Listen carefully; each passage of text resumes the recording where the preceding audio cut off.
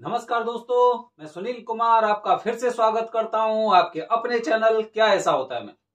दोस्तों, आज मैं आपको बताने जा रहा हूं पितृदोष क्या होता है, उसके लक्षण क्या होते हैं और किस तरह से वो आपके परिवार को, आपके जीवन को धीरे धीरे करके एक दीमक की तरह खा जाता है।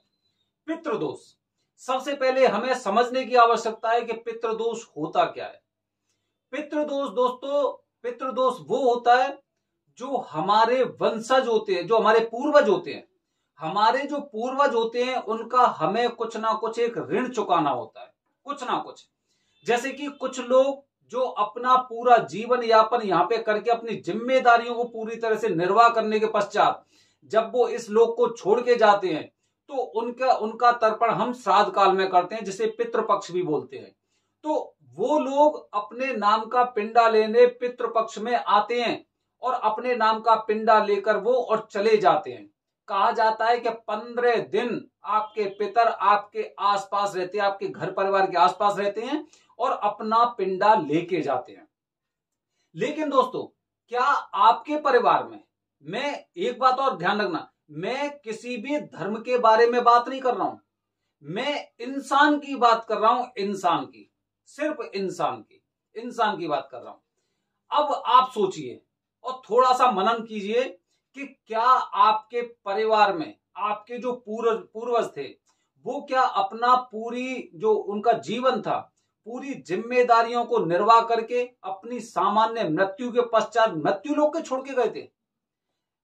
हो सकता है आपकी याददाश्त ना हो या फिर आपको उस बारे में जानकारी ना हो, क्योंकि जानकारी नहीं होती। जैसे हम देखते हैं कि हाँ भाई, हमारे दादा बाबा परबाबा, ठीक है, उन उन लोगों तक हमें पता रहता है, लेकिन उससे पहले की चीजें हमें नहीं पता होती। चलो, एक और बात बता रहा हूं। सबसे पहले पितर हमारे कौन से होते हैं? हम सब लोग इसी बात को जानते और मानते हैं कि भाई जो हमारे पितर हैं वो ये होते हैं कि जैसे कि हमारे दादा हो गए, हमारे बाबा, बाबा में अगर वो 2 3 4 भाई हैं तो वो हो गए, उसके बाद उनके परबाबा मतलब हमारे परबाबा, उनके 2 3 4 भाई होते हैं, वो सब हमारे पितर हो गए। लेकिन ऐसा नहीं है। जो हमारा मातृ पक्ष होता है, जैसे कि हमारे नाना हो गए हमारे, तो वो परिवार भी हमारे पितर होते हैं। ये बात आपको जानने की बहुत बहुत जरूरत है, बहुत आवश्यकता है, क्योंकि सभी लोग अपने जो ट्री बनाते हैं ना, अपना एक जो बनाते हैं, ब्रांचेस बनाते हैं कि भाई हमारे बाबा ये थे, हमारे दादा ये थे, हमारे पिताजी हैं, हमारे भाई ये हैं, बस, या फिर उनसे पहले का जो ट्री बन गया। लेकिन भाई, अब जब माता हमारे परिवार में आई हैं तो उनके माता पिता भी वो हमारे पितर ही होते हैं। ठीक है, अब क्या होता है, चलो अब बताता हूं आपको कि जो सामान्य मृत्यु के पश्चात पृथ्वी लोक को छोड़कर गए थे वो तो चलो ठीक है कि वो उन्होंने अपना पूरा जीवन निर्वाह किया, अपनी जिम्मेदारियां पूरी तरह से निभाई और उसके पश्चात वो सामान्य गति से और इस पृथ्वी लोक को छोड़कर चले गए और उन्हें दूसरी योनि प्राप्त हो गई। ठीक है, अब क्या होता है, अब दूसरे तरह के लोग वो होते हैं जो अपनी पूरी जिंदगी इस पृथ्वी पर नहीं जी पाए।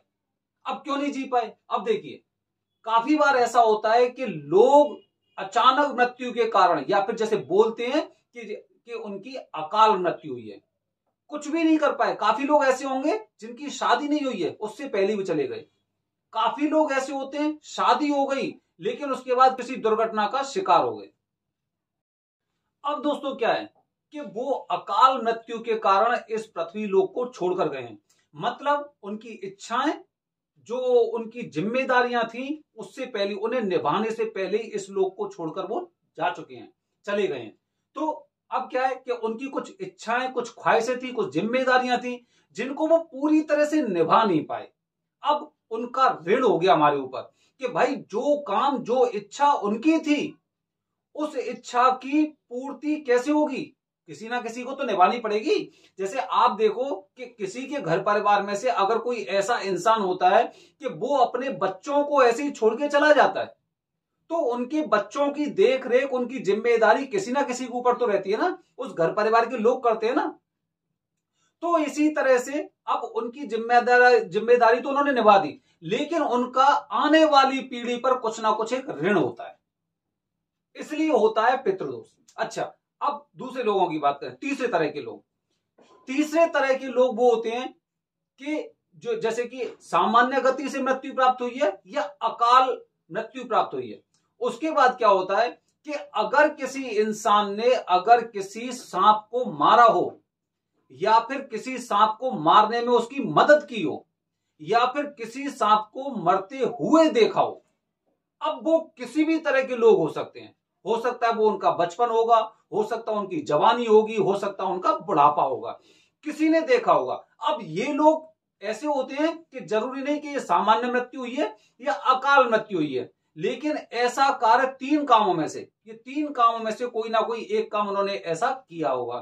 तो इसीलिए वो क्या होता है, ये हमारे ऊपर ऋण लग जाता है। जैसे आपने नागिन मूवी देखी होगी, नागिन में जब वो नागिन मरती है तो जितने भी आसपास लोग होते हैं उनकी फोटो उसकी आंख में एक तरह से पूरी तरह से सेव हो जाती है। जैसे कंप्यूटर में चीजें सेव होती है ना, उसी तरह से सेव हो जाती है। और वो नाग मरता है जब, और फिर नागिन उसका बदला लेती है, नागिन उसका फिर बदला लेती है उन फोटो को देख देख के। तो मतलब वो ऋण भी हमें चुकाना होता है, क्योंकि उसके अंदर एक प्रतिशोध की भावना है, बदले की भावना है। अब वो बदले की भावना अगर किसी नाग या नागिन के अंदर है तो वो आपका कल्याण नहीं होने देगी। ये बात आप एकदम लिख के रख लीजिए आप।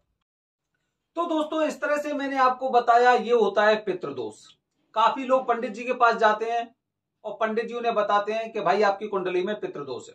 अब आप मुझे एक बात बताइए, जो ऋण आपके ऊपर है आपके पूर्वजों का, उसकी आप कुंडली में देखकर आप उसकी शांति करा रहे हो, तो ये तो पूरी तरह से अनुचित है। क्योंकि धर्म के अनुसार या फिर शास्त्रों के अनुसार हमें अपने पूर्वजों का ऋण चुकाना होता है। और ये बात किसी एक धर्म के लिए नहीं है, बल्कि हर धर्म के लोगों को, किसी भी धर्म का इंसान हो, उसे अपने पूर्वजों का ऋण अवश्य चुकाना चाहिए। क्योंकि जिनकी वजह से हम इस धरती पर हैं, तो हमारी भी जिम्मेदारी बनती है कि उनके लिए हमें कुछ ऐसा करना चाहिए जिससे उनकी आत्माओं को मोक्ष मिले या मोक्ष प्रदान हो। तो दोस्तों इस तरह से मैंने आपको बताया पितृदोष के बारे में कि ये पितृदोष होता है। अब देखिए पितृदोष के लक्षण बता रहा हूं मैं आपको।